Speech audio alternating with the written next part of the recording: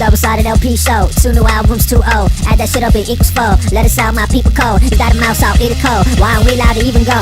I'm gon' pay the fee or toll. Whatever it takes to see us all. Oh, man. You have a good 4th of July, Dylan? We never really talked about that. What'd you do? I blew up 3 of my fingies. You blew up Malaysia? Like in Johnny Test? No, not like Johnny Test. Mr. White.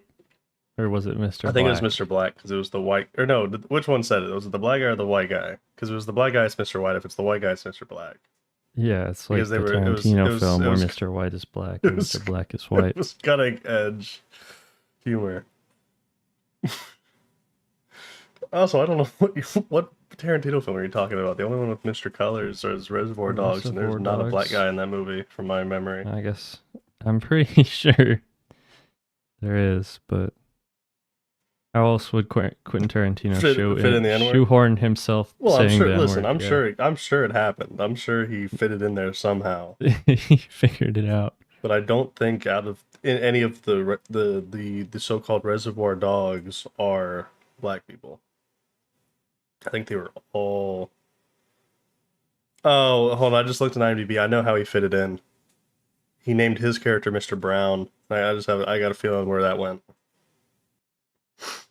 So, all right, Dylan. What you been listening to this week, Michael? It's the worst. It's the worst. We're stuck to every it now. Time. We're stuck with it now. Yeah, we're worst. Stuck with it. It's the worst intro of all time. Well, Dylan, I've been listening to four albums. Those 4 albums are Unfamiliar's Rubberneck, Dayna Stephens Hopium, Killer Mike's R.A.P. Music, and Primus's Pork Soda. Now, wow, what a coincidence! What a coincidence! Have you checked those out at all? Have you heard those before? I've listened to those exact 4 albums. Oh wow, that's insane! That's bizarre. I wish you would stop stalking me and listening to the same things I have been, but you know, whatever. And if we were to discuss any of them further, I'd probably start with open bracket, close bracket, familiar periods debut album, Rubberneck. Now, this isn't like a debut studio album. It's just like a debut album, I guess, because I don't believe they're signed to anything in particular. They're managed by Zombie, who used to manage Femtonol and stuff.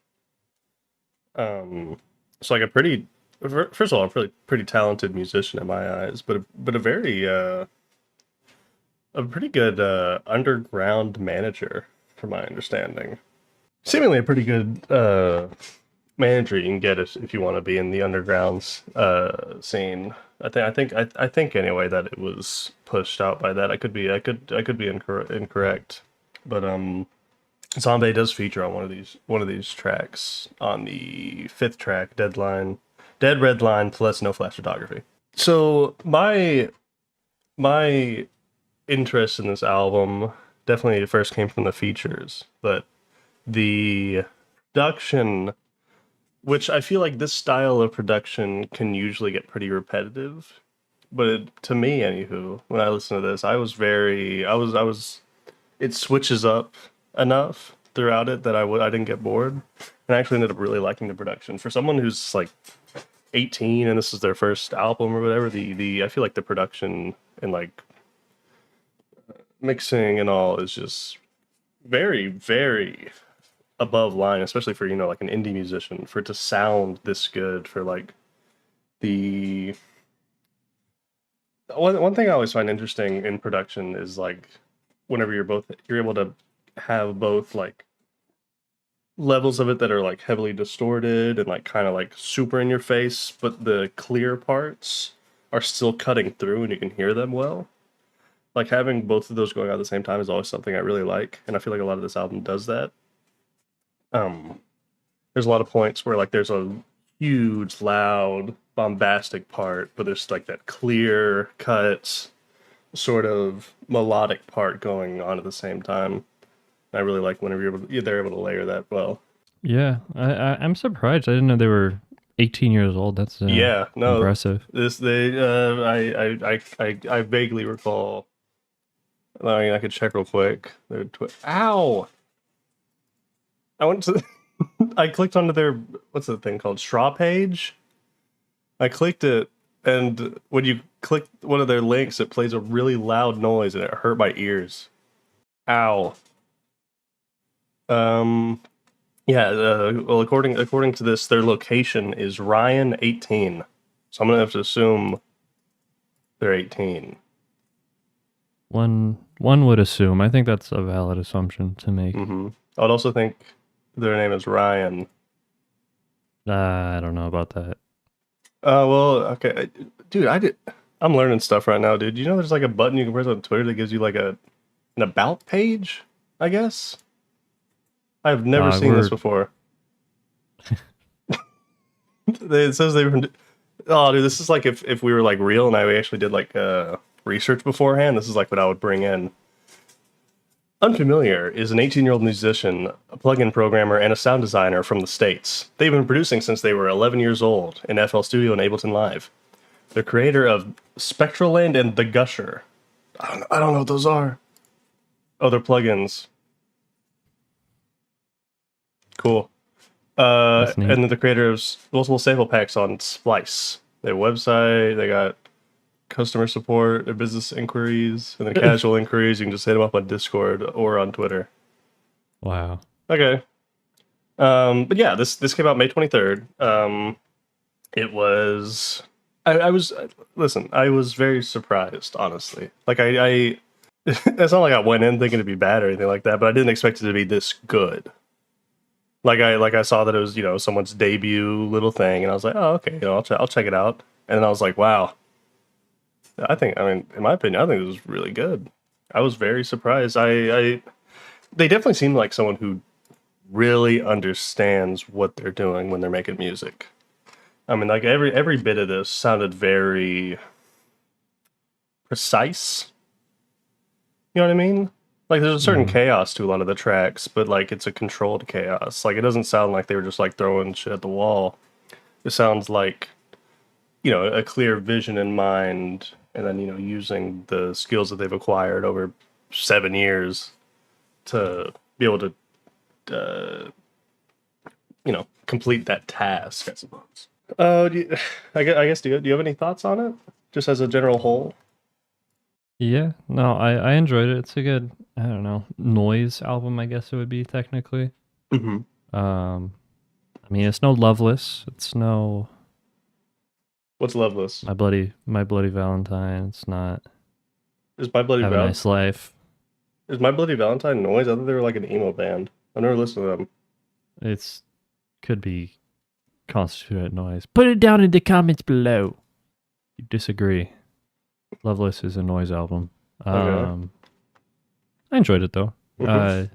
As far as that genre goes, it's definitely not something I'm bumping in the car or nothing, but it was a good listen. I liked it a lot. Mm-hmm.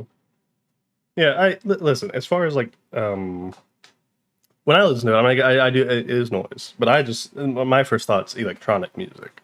And as far as electronic music goes, this is close to what I'm going to lean to.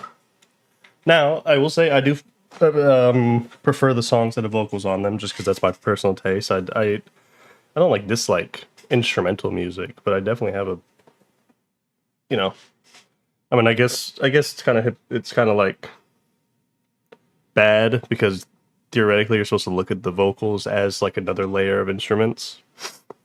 But I guess I just prefer music that has that instrument.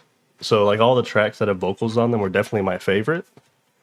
But the production levels on the rest are fantastic. One thing I don't understand on the album is some of the songs say featuring and some of them say with. Like take Zombie. Zombie is with, but take Silfer. I don't know Silfer, so maybe I'm pronouncing that wrong. It's spelled weird. But it says featuring. Sulfur. That makes more sense.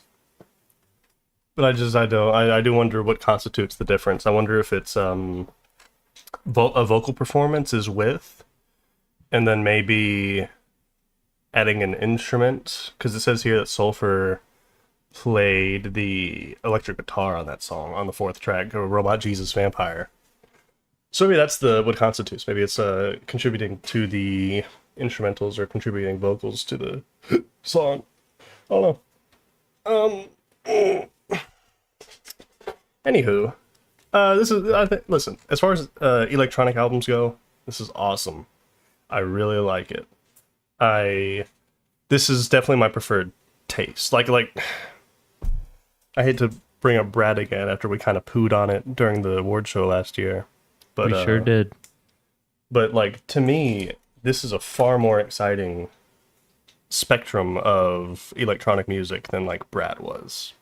And again, Brad wasn't terrible, but for people to hail it as, like, almost like the new standard of electronic music or something like that, is completely ridiculous. Whenever there's so much more potential in that genre, as shown in something like this. Like, you have, with electronic music, you have such a wide spectrum of sounds to chase, and they just stick with, like, the most basic stuff, and then we're supposed to act like it's something groundbreaking. I didn't get Brat. It annoys me that it was so hailed. This is closer to what I think should be hailed as far as electronic music goes. But again, I mean, this does bend those genres, right? I mean, like you said, it's like it pushes on noise for a good portion of it. So I don't know. Maybe I don't know what I'm talking about. But you fucking idiot, man. but I just think that this is cool. This is what everybody should listen to. All right. With that, what was your favorite and least favorite track? I think for favorite, I gotta go either the Illisom track or the Zombie track. Which one? Can't pick both, twin. I think probably the Zombie then. I like the, I don't know if you can call it a beat switch, because I mean it's more like a transition. It's not like an abrupt. because it seems like it's supposed to have almost 2 songs on it. Yeah, it builds well. It's nice. I enjoyed it quite a lot. Yeah. Least favorite probably Pep Rally. Pep Rally?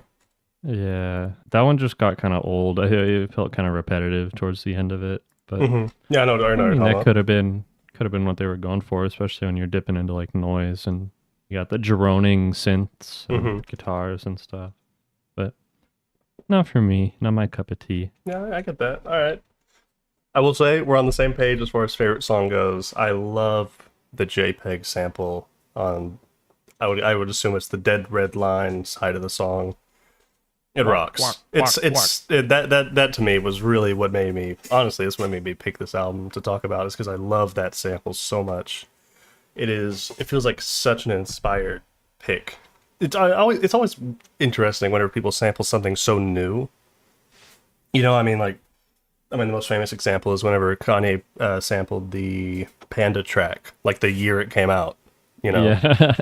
It was just like, you could tell he was just like, I want to sample that, and he did that then, you know? I think it's kind of cool whenever it's something, you know, obviously, Ryan here heard that song, and I would assume, considering how new it is, was pretty immediately like, oh, okay, I want to do something with that. And they did. And it's awesome. It's a cool album. I like it. So I probably side with you on the Zombie song. I do also like the Illisom song. I also like the Robot Jesus Vampire song. The whole first half, I think I definitely prefer over the second half. Besides the little end there, the last like 2 or 3 songs are pretty sick. As far as least favorite goes, it honestly maybe Goes. The song Goes, track 8. I just get a little, I don't know, it's not bad. It's just, I don't know, the least exciting to me. I kind of liked Pep Rally, but like we talked about last week, I think I'm getting into droning music for whatever reason. I think it's starting to appeal to me.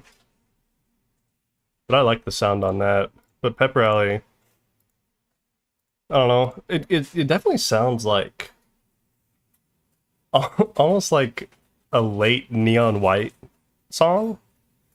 And I mean that as a compliment, because the Neon White soundtrack is obviously, you know, considered very good. And I enjoyed it a lot. It's done by Machine Girl or whatever. Like gamer reference, bro. Yeah, it's an epic gamer reference. Fuck.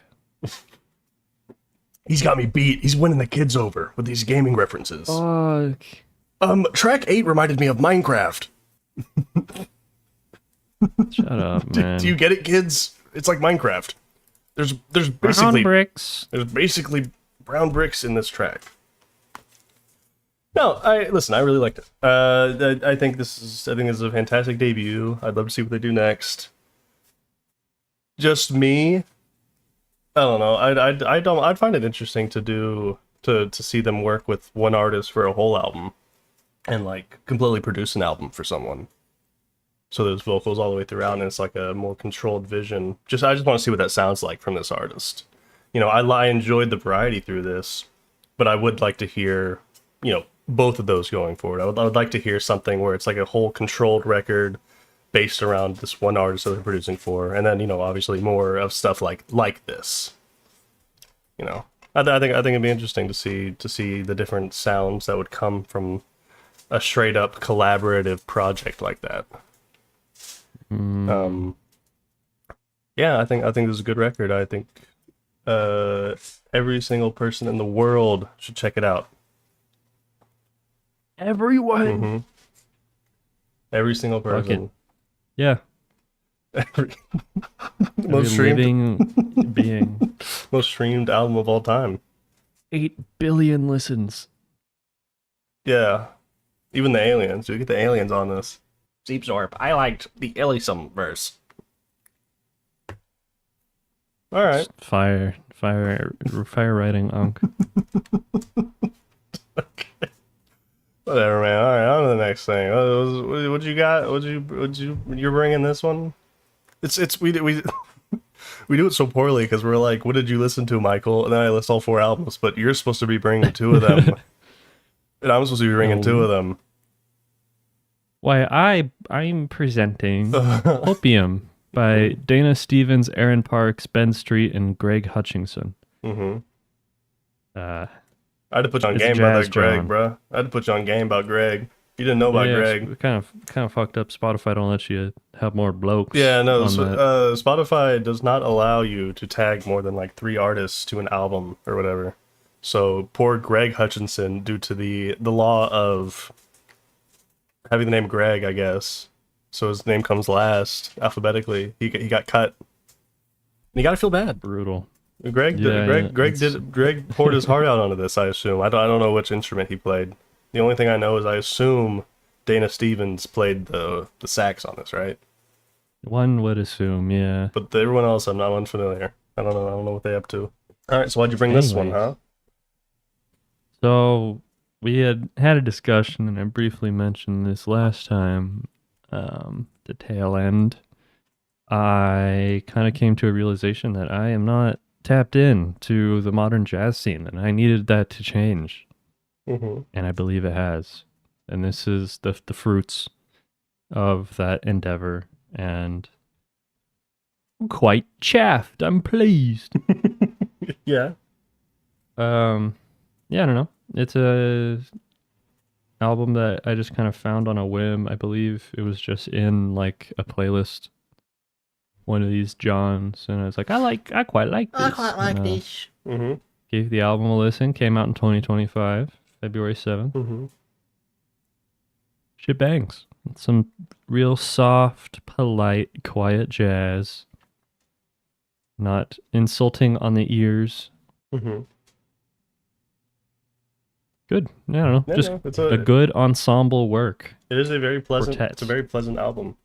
I also, whenever we discussed that, we also checked out one album called. Geez, dude, I actually don't remember the name. Coolest album cover of all time, though. What was it called? I It was can't remember.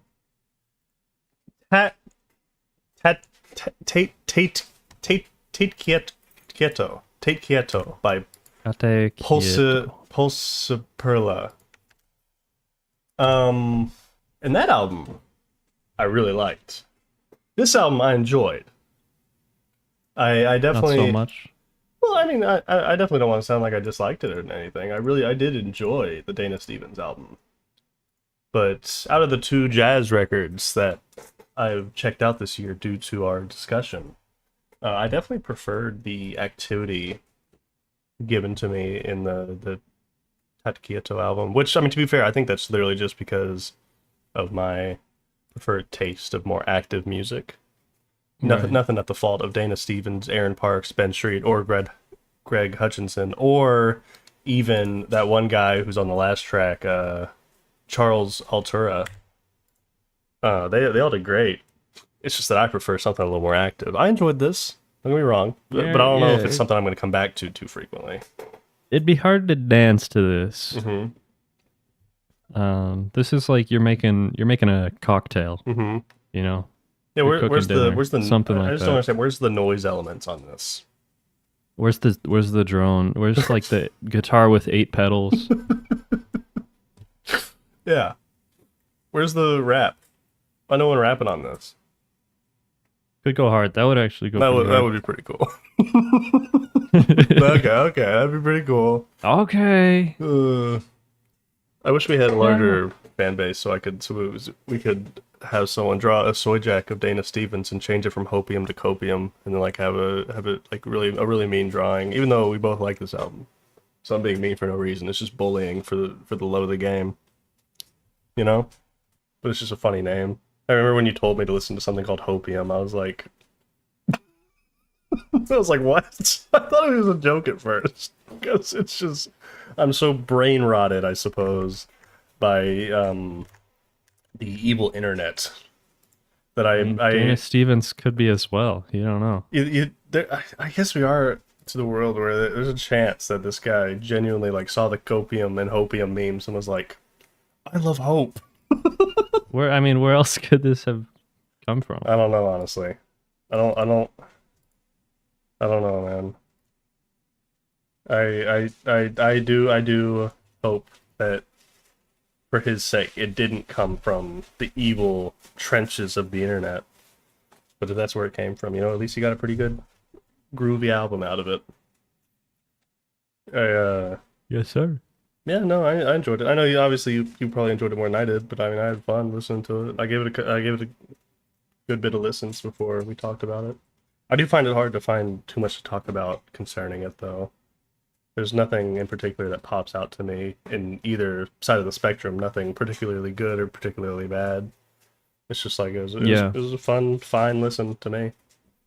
I mean, even as like a jazz linguist, someone esteemed as myself. Yeah, someone is like there's not any like ego as inflated as you. Yeah. Yeah.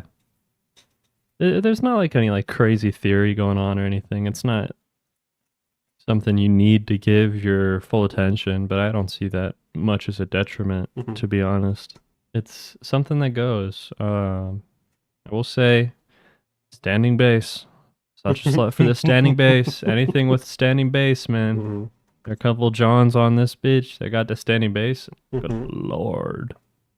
Good lord. Yeah, that's fair. No, listen. I know I don't have anything exciting to say about it, but I did enjoy it. Like it's a good little project. I think everyone did their job well. You know, I was Dayna Stephens' third follow on SoundCloud. You know, there you go. What a good man. I'm pushing him up. I'm raising him up. He didn't follow me back, unfortunately, but maybe one day. Bro. He does follow 0 people. This is a real theory I have, I guess. I don't think he knows this account exists. I think he, put it on Tracklib or whatever. Or not Tracklib, sorry. Fucking He's gotta clear the samples. Yeah, he's like it's all stolen instrumentals. Well, I think he put it on DistroKid or whatever, and then like it clicked like put on all or something, and I put it on here. So now he has like this SoundCloud account because they're all marked as Go Plus, which I'm sure isn't helping him get any attention on those songs. God, I hate fucking SoundCloud so much, man. Hey man, at least the CEO isn't like buying bombs or whatever instead of paying artists. No, I ain't getting paid. I don't even know what you could be referring to. But the Spotify CEO is the devil. Oh yeah, don't get me wrong, that guy's fucking evil. He is like, make a better platform, and I'll stop using mhm. Spotify. I don't know. Yeah, I think SoundCloud's like close, but it's not there. I think No, if yeah. with some better, I don't know if it's even the, I don't know if it's the leadership or what's that's messing them up, but they are like so close to something good. Because like it's either in my eyes, the only streaming services that could beat it out would be SoundCloud or Bandcamp. Bandcamp could really do it if they would just make their app usable as like a Yeah. casual streaming platform. I would love to just switch to anything else, but No, half yeah, the artists I like don't have their full discography on uh, SoundCloud. hmm I tried Tidal for a while as well, and that felt very clunky. I'm a big user experience guy, yeah, and like the enshittification of Spotify is real. Every yeah. time they update that fucking app, it gets worse. Every like two But months, I hear about a Spotify app that like some like removes likes or horrific something, and it's like, feature. what? Why would you do that? You But know? I mean, maybe if SoundCloud or Tidal or even Bandcamp gets their hmm fucking head out of their ass, they could have a better app. Yeah. But No, like I definitely think someone could easily take the throne from Spotify. I mean, obviously it would take time to take over the user base, but if you can approach it with something better, then I definitely think that's easily doable. It's just that none of these apps will. nope. So it's like, well, I don't know. Listen, my if I were a betting man, I would put my all my money on Bandcamp because they genuinely have like such a good basis, I think. But they don't Good have it as like ethos as a well. casual listening platform. Though I No. guess it would also listen. There's like the thing on it where you only get so many free plays per album or whatever. Yeah, that's So dumb. I guess it would be back to like iPod days where you have to buy every album, which is sort of why like Um, Spotify and all that kind of stuff took over, right? yeah. So I don't know. I guess they'd have to figure out. So and then I guess we're back to square one, right? If it becomes a streaming platform where it's got like a instead of buying every album, you're paying monthly, and then it's like, oh, well, now artists aren't earning anything. So maybe we're just in hell. Maybe it's over. Maybe there's no Yeah, we're winning. cooked. It's too late. I It's guess over. let's let Mr. Spotify buy more bombs. Whatever, man. Put it Fucking all into AI military or whatever he did. $800 million to Israel. Yeah. Anyway, you Anywho, got a favorite and a least favorite? yeah. Okay, my favorite was Hopium. Interesting. Okay. That one's I don't know. That one's fun. I really like the drums on that one. He go kind of cray at times. So He put his whole dick into that. well, I wouldn't say that. I'd say like he tried really hard after spending his life learning how to play the drums to the best of his abilities. But yeah, that one's just really fun. I like that one a good bit. And then my least favorite is probably like I think occasionally cynical. Okay. I think that's fair. I think that one's kind of whatever. No, to be fair, in my eyes, most of the tracks are like pretty close in ranking to each other. Like there's not a big disparity from whatever's at the top and whatever's at the bottom. They're all It's cohesive. It's yeah, a jazz album. they're all good. It's just that like Yeah. I guess if I gun to my head, that's my favorite and least favorite. What about you, friend? You know, I think we're gonna have some contradicting opinions, Okay. as is normal here, I guess. Um, my favorite by far is Jumpstart, track 2. Okay. Um, Zone of a standing bass. yeah, it's very forward.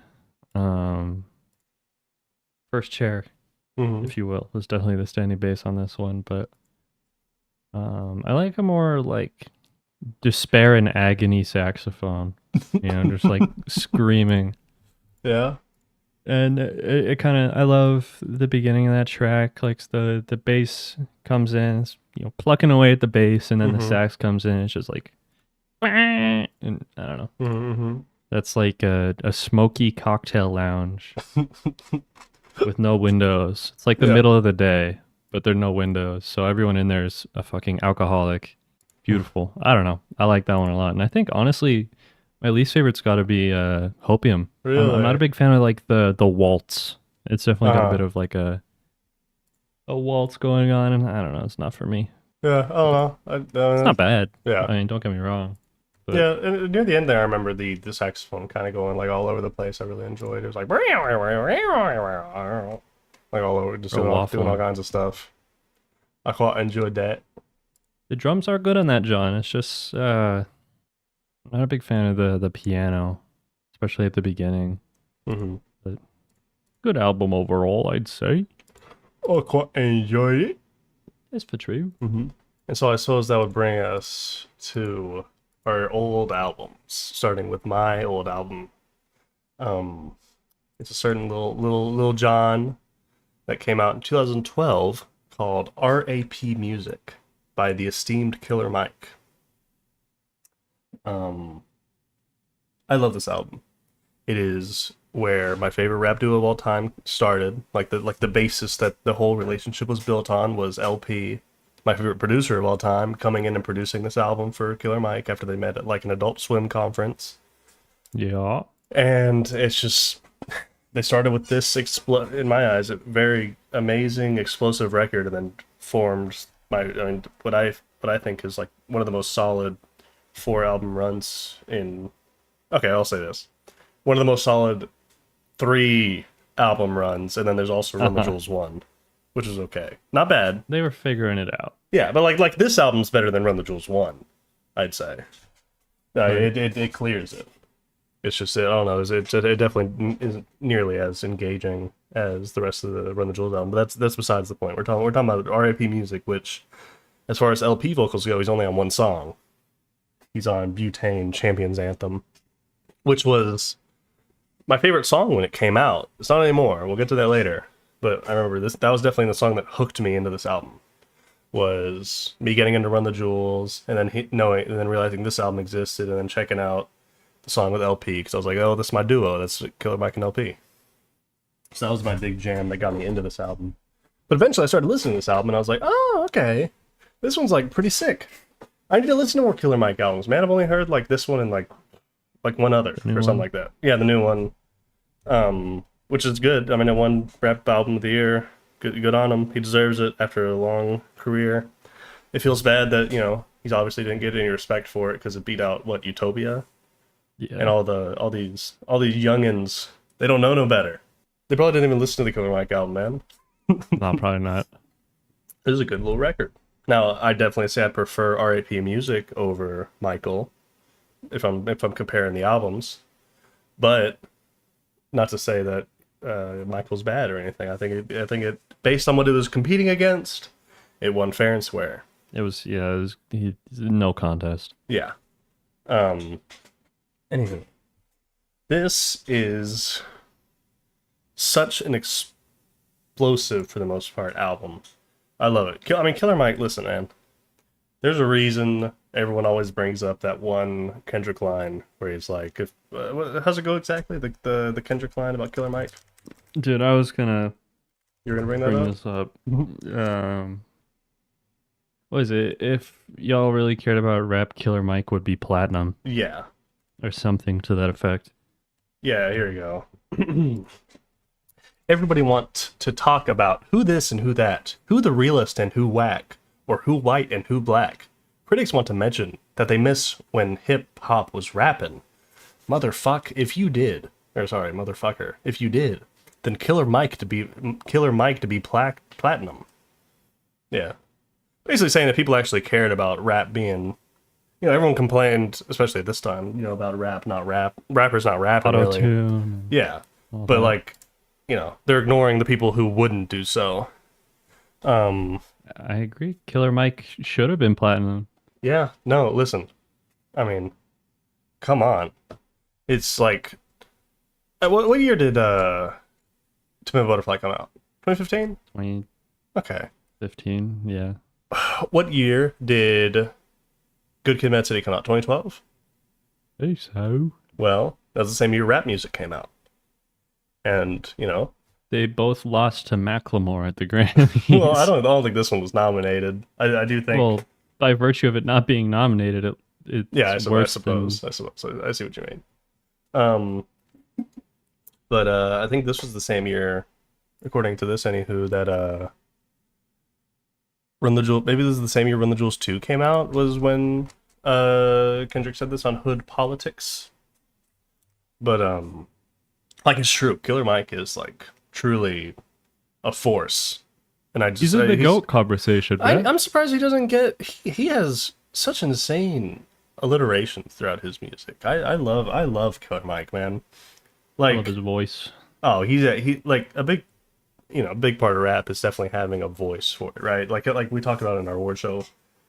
Big Sean, for example, he's great at like everything he's got going for him. He just doesn't have the voice, and it just doesn't bring in that sauce, you know. Killer Mike's voice is dripping in sauce.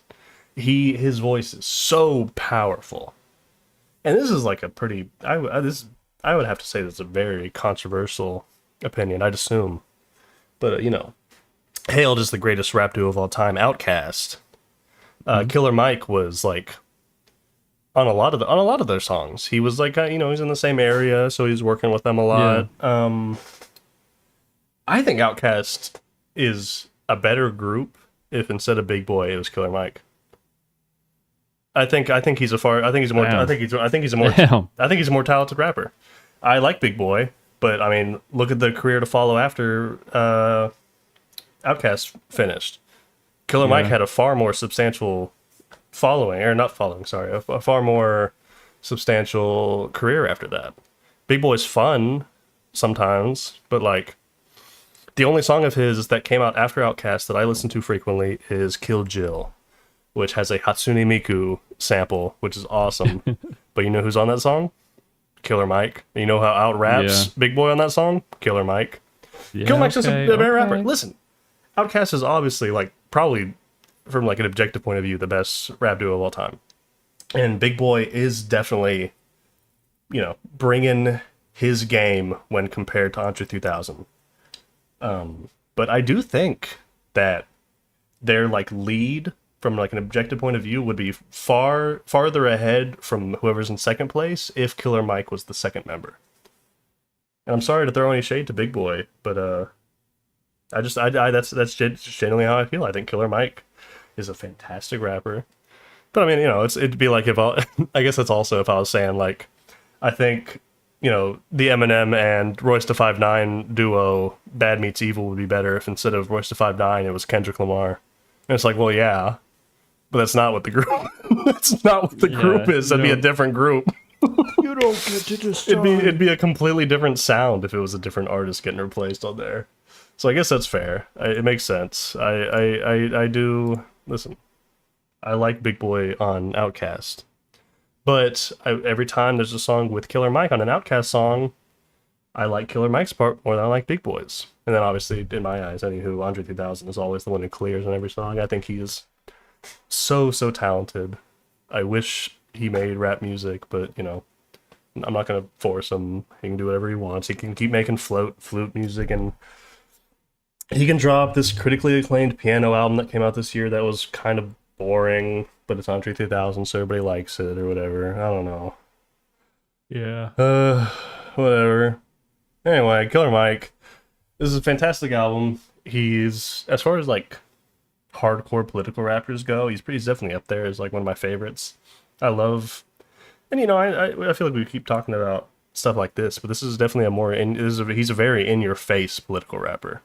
He doesn't hide it in like, some sort of illusion or layers of anything like that. No, I mean, you take the song like Reagan, right? Yeah. I mean, come on. Which, first of all, I'd like to say the music video for Reagan is one of my favorite music videos ever. First of all, it's a goated song, but secondly, the music video for it is just so sick. It has such a great style to it. I love it. The production on this record is, I mean, immaculate. I think LP. I mean, to be fair, I think LP can basically do no wrong as far as the production goes. I think that there's no one even close to the style that he goes for. I mean, you take some of the people that are considered the best producers of all time, and like there's other people that sound like them. Likely because they're chasing after those producers' sounds. But, there's other people that sound like that. No matter how you cut the pie, they're not the only ones sounding like that. The Alchemist every producer damn near wants to be The Alchemist, so they're doing production like The Alchemist, right? Right.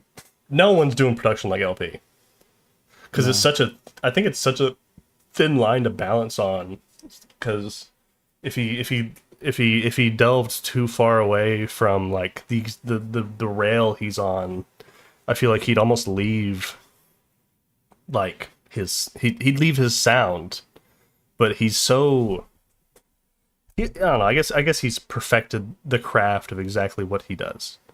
He has such a unique sound. I love his production. I hope and pray for another solo LP record, because I think he definitely lets it fly a little bit more when it's just him. I think he gets a little more, I don't know if I'd quite say experimental, but you know, he on his solo records he has a lot of parts where he'll definitely let the beat breathe for a long time, which I feel like he doesn't do as much whenever he's producing for other people, because obviously he's not the focus then. The focus is whoever he's producing for. I don't know. I really like the parts where he's able to let his own production breathe.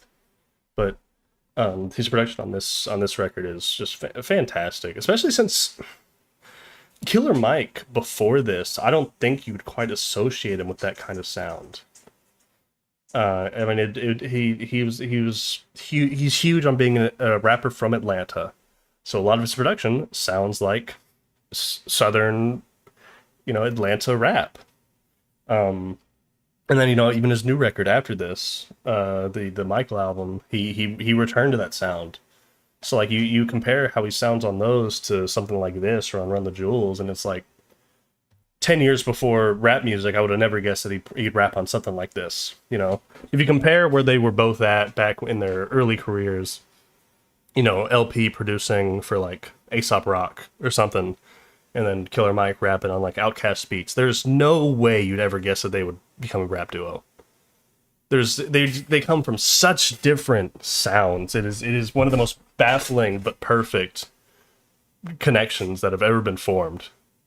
It's just an unbelievable duo to me, from both a how good they are standpoint, but also from a how unique they are standpoint. But I don't know, whatever. You got anything to say about something? I keep rambling just because I really like it. That's what I tend to do whenever I really like a record. Is I feel like I just keep hailing it. But you got anything? It's awesome. I don't know. I think every time I listen to Killer Mike, I just think of that Kendrick line. He's so talented. It took way too fucking long for Killer Mike to get his flowers. Yeah. I think that's incredibly upsetting. I think another thing worth noting is if you look up rap music on Spotify and don't include the periods, so you just Google rap music, the first thing that shows up for songs is Little Darky, and not the self-titled track from this album. And that grounded my gears quite a bit. I hate that motherfucker. Yeah. I don't know. Dope ass album. I love this shit. Nah, it's so good.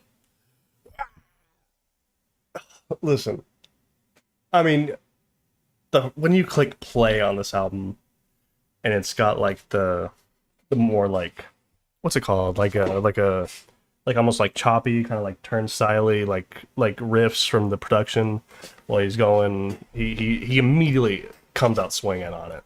Hardcore G shit, homie. I don't play around. And then the beat drops. 20 seconds in or whatever.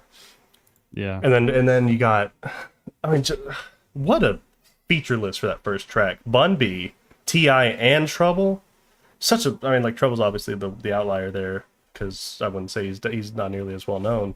But like both Bun B and T.I., especially close to when this released, T.I. was like, or maybe that's a little bit after when he was on top of the game, but T.I. was one of the biggest rappers for a while. People forget that.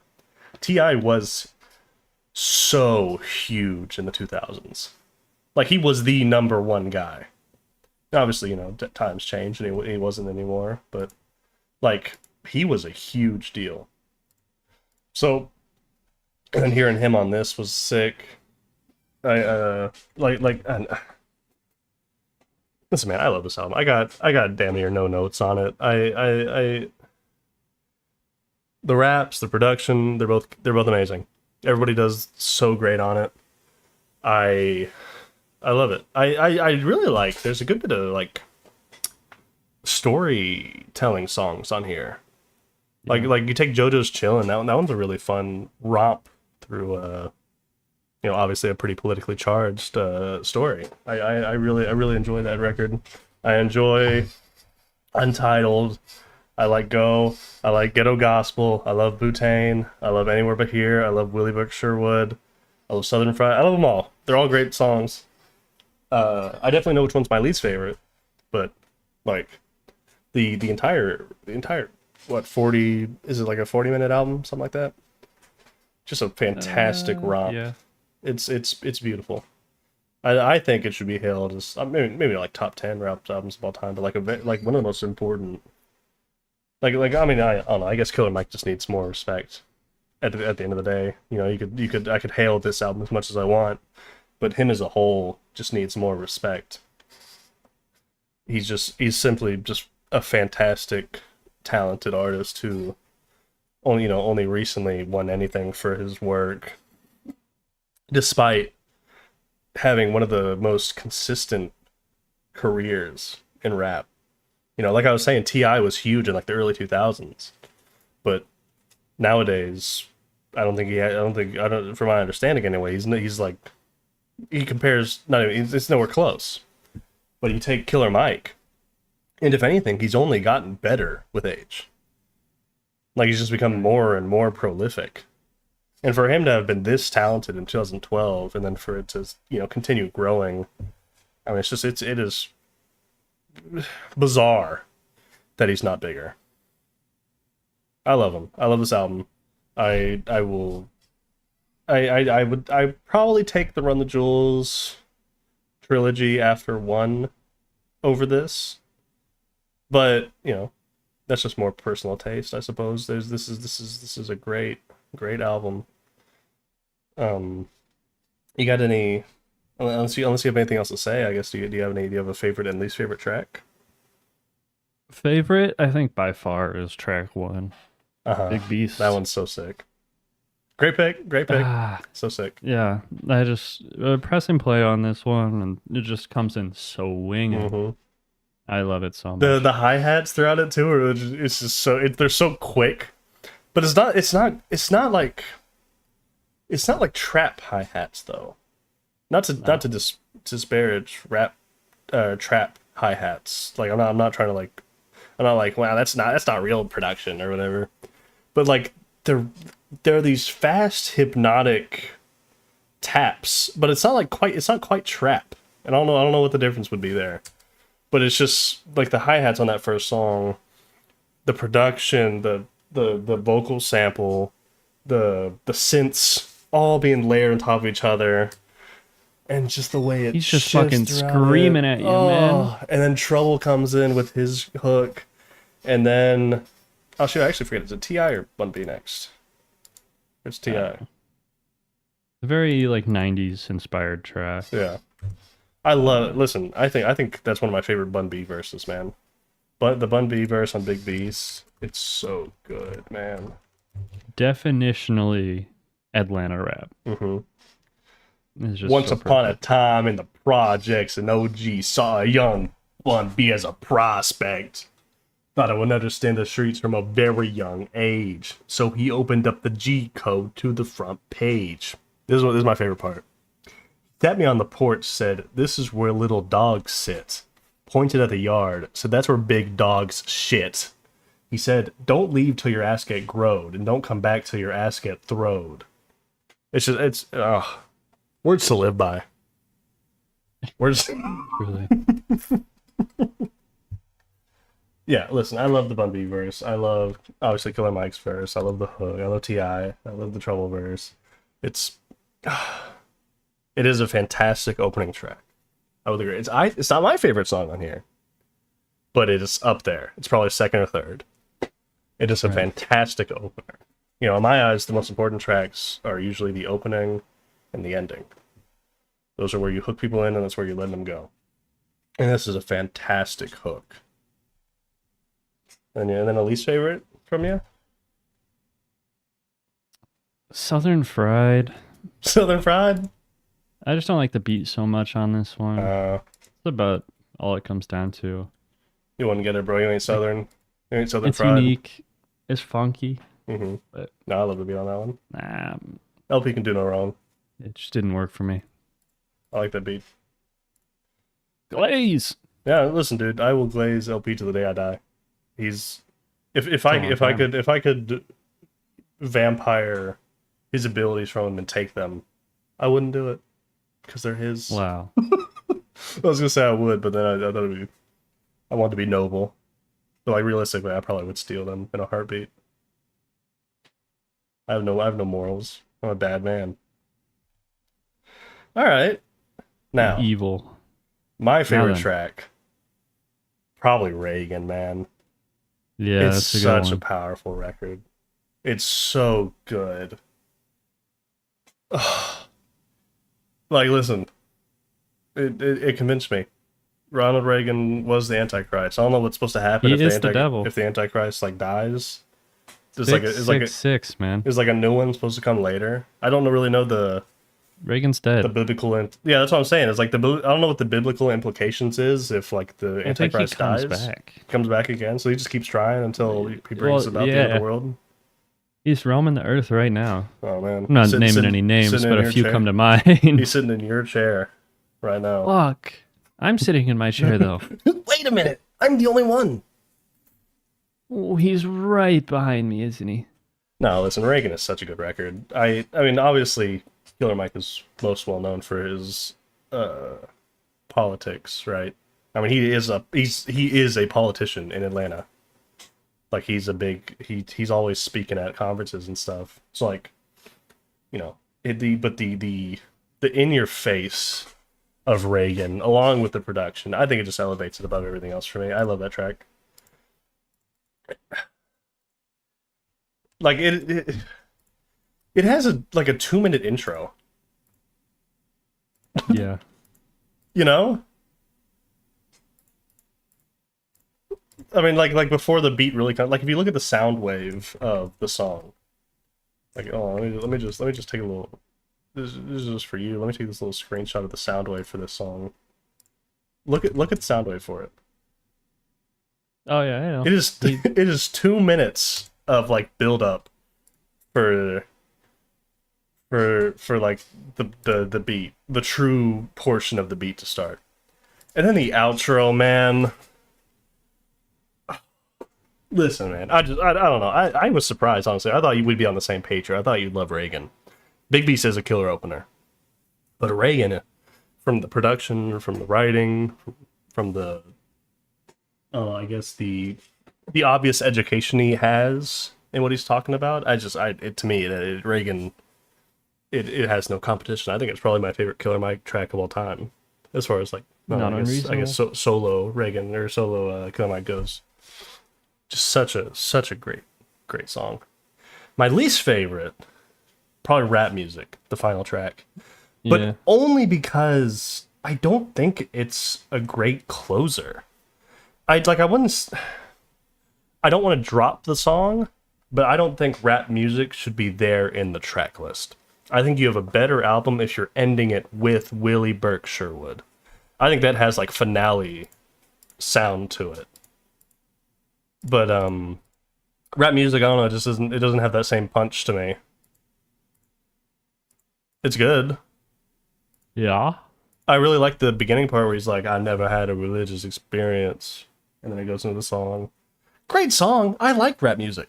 It's just that I feel like it goes down for me because it's the final track in the album. If I looked at the album as a whole, if I looked at it as each song separately outside of it being an album, I think maybe I'd have a different least favorite. But as an album, Rap Music is definitely the outlier to me because it doesn't sound right for where it's placed in the album. To me, anywho. You know, I guess I didn't make the album. He did. So he can put it wherever he wants. But if I were Killer Mike and I made this album, I'm ending the album with Willie Burke Sherwood, and I'm putting rap music, somewhere in the middle. Listen, man, great album. I will jam this till the day I die. I will especially be jamming Reagan. Reagan is one I put on all the time. That and Big Beast. I put those on all the time. But yeah, fantastic record. And that brings us to our final album of today. Your old timey pick. My Unk selection. Which is, even though we already said it. So I don't know why It is Pork Soda by Primus. Yeah. Listen, as far as covers go, this is taking the cake this week. Oh yeah, this has the best cover. I love it so much. It's not even close. I'm sorry to the effort that was put into Rubberneck's cover from their artist. I'm sorry to Dayna Stephens' face, I guess. I'm sorry to Killer Mike's whatever graffiti artist they got for that. But Claymation Burpin' Pig, you're not beating it. Nope. It's too good. Not possible. Even before, I hadn't listened to this before, you picked it for this week or whatever. And you seemed pretty dreadful when I brought it up last week. I was not excited. Okay, I'll admit it. I was not excited. But I enjoyed it. It was good. That's good. I had no issues with it. I guess my biggest complaint would be that I feel like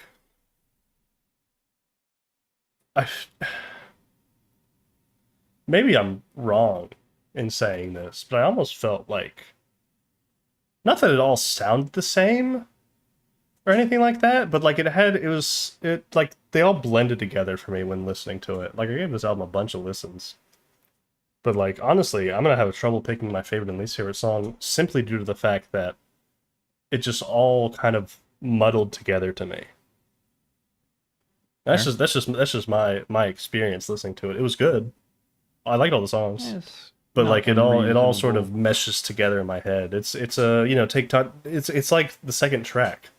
It's like a big basket of mud that I'm bathing in. And the different parts of the mud don't feel any different to me. So I had a pretty consistent experience. It was an enjoyable mud bath, but there was no portion of the mud bath that I felt any different in than I felt in other sections. It was a pretty consistent, I sat there and then it ended. Right. Mm-hmm. So what made you bring this week? I wanted something older. Mm-hmm. Is this our oldest pick so far now? Punk. Or no, I guess your jazz record from week 1 would be. Oh yeah, sure. Kind of. I wanted an older punk or punk influenced album last week, and interesting, because when I hear this I definitely don't think punk.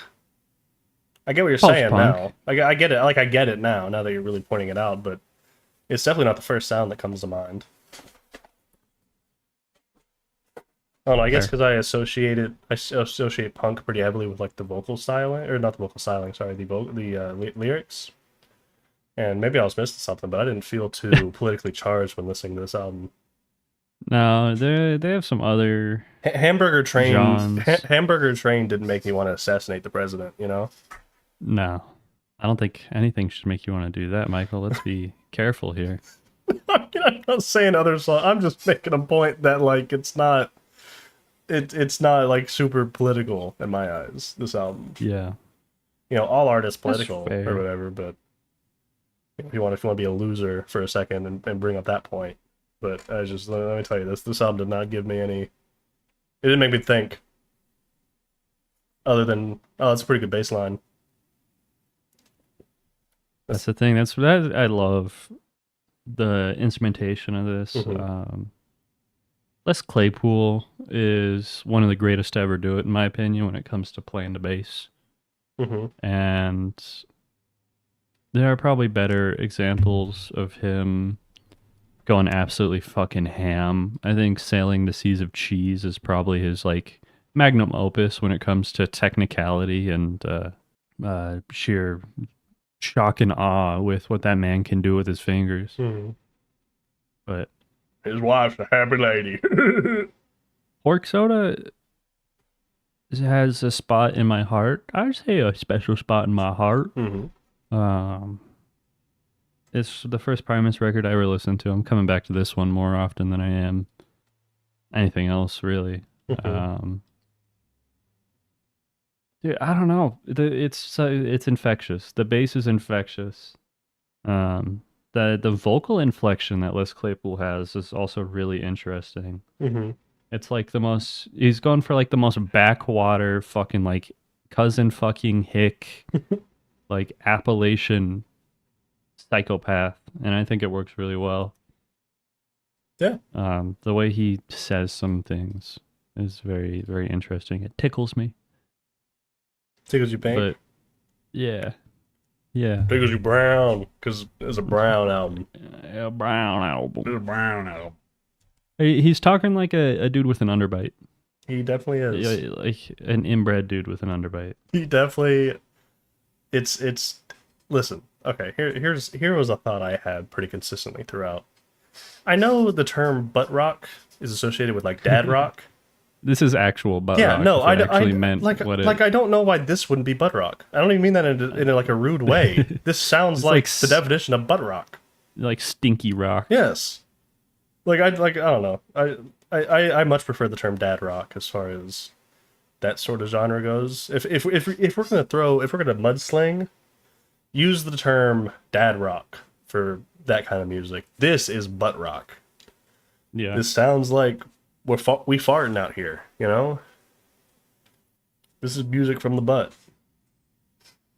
I enjoyed it, but it's music from the butt. It is absolutely music from the butt. One thing that I found to be quite confusing, I was trying to make sure I was listening to the right version of the album on SoundCloud. And like literally every streaming platform has a different title for the first track. On here, it's called Pork Chop's Little Ditty Edit Version, but I also saw album version, single version, fucking EP version, mix version. And I was like, what is it? What? I was like, which one am I supposed to hear? I mean, it's 20 seconds long. Yeah, it's nothing. Like I was doing that research before I even started it, so I didn't realize it was a nothing sandwich song. So I was just very confused. Actually, I remember what I was going to say. I was going to say, I wanted to say this one thing about it. I am surprised that more people don't hear this and want to play the bass like this, because I don't know. Maybe I'm missing out. It's but absurdly difficult. I mean that's true, but you know, people are always like inspired. Like he plays. I don't know. Fair. At least try. Give it a shot. Yeah, but I don't know. I guess maybe it's just that like him and like Thundercat are just so far ahead of everyone else. It's hard to compete. No one's caught up yet. Yeah. So I don't know. Maybe that's just the case. But I am surprised that you don't hear more. So I guess unless you're making like this exact kind of music, I don't know. What else are you putting that kind of bass in, right? Unless you're making this poo music, this like farting music. I don't know what else you're gonna use it on. It's like a stinky sounding bass. It's incredibly technically gifted, but it is like funky in that sense. And I enjoyed his singing. I think there's a bit too much reverb on it. Sounds like he's like in a cave the whole time. Maybe that's the point. But he's so they locked him up. He's chained to a radiator in a basement. He's so echoey the whole time, which works for a good portion of it, but there's a couple times where I was like, they could be a little clearer, I guess. That's fair.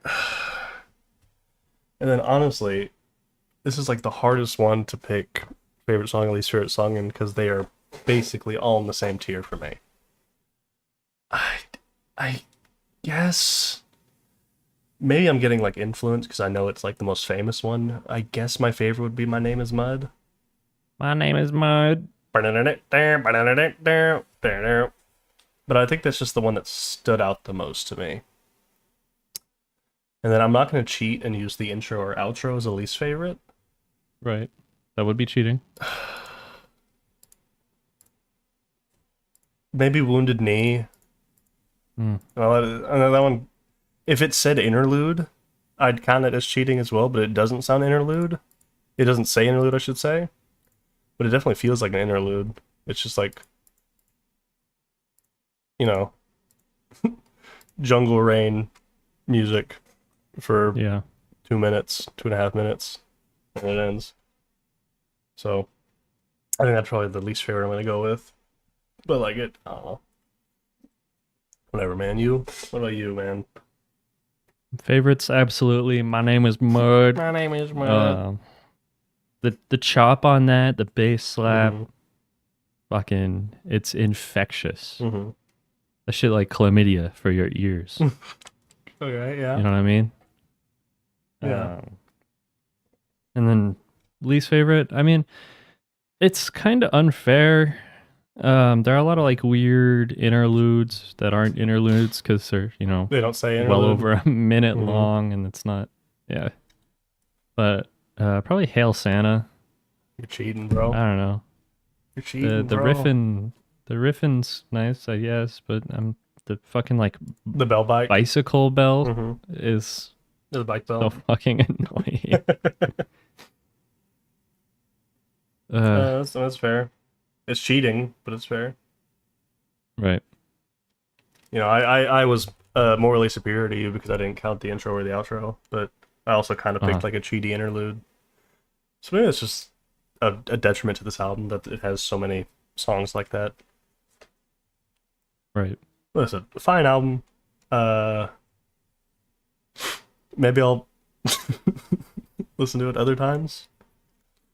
But I think I think if I were to place a bet, I'd probably think from now on I'm just gonna be like, yeah, Les Claypool's a really good bassist.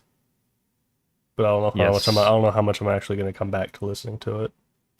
It's fine. It's just I don't know. Yeah. It doesn't, other than the bassist, there's not that much that calls out to me. Like nothing else blows me away on here. To me anyway. I guess with that, we finish the third episode of the Double-Sided LP show. Wow. Can you believe it? Wow. Do you know what we're bringing next time? Oh, jeez. I don't actually know. Alright, I think I'm going to pick this one because honestly, I just haven't listened to it in a while. I want to hear it because I like this album a lot. Okay. So, for our 4 picks of next week. Yes. For my new release, I'm gonna go with Perry Mason's "Please Tell Me I'm Pretty." Perry Mason Perry Mason's "Please Tell Me I'm Pretty" is I think his best work so far. Last year I gave him his a good bit of his flowers. I gave him Artist of the Year. He didn't die. He didn't die. I think he's clear of all the cancer now. So good on him. I hope it's stays that way. I love him. I find him to be a fantastic artist, with an incredible work ethic. But maybe since he's slowed it down a little bit this year, I found this to be definitely my favorite of his work. It is definitely feels as though it's his most focused work so far. I admired that a lot. So I think I'll go with that. Okay, and then for your new favorite pick. Yeah. Tug's Collar. I don't know if I'm allowed to say this. Let me Google real quick. It's gonna be the new John from Billy Woods. What's it called again? I think you can say. I think Gollywog. No, I It's don't think. I don't think it's like one of the ones you're allowed to say. Yeah, I don't know. One of my favorite rappers doing it right now, Billy Woods, put out an album this year. Produced by like 10 different fucking people. Everyone amazing who produces. Literally 2 of my favorite producers of all time worked on this. Like two of my top 3. So was anxiously optimistic with the rollout, and ended up being very pleased. Yeah, this is the album that made me go, oh, I like Billy Woods now. You I didn't goated. dislike him before, but like by far, this is the one that made me go, oh, I get it now. Like everything else I've heard, I've been like, it's okay, it's good, I get it, I get why people like it, but it wasn't exactly like it didn't blow me away. But this is the album I was like, oh, okay, I get it, I get it. He's pretty good. He's pretty good. My old favorite, my favorite. How do I word this?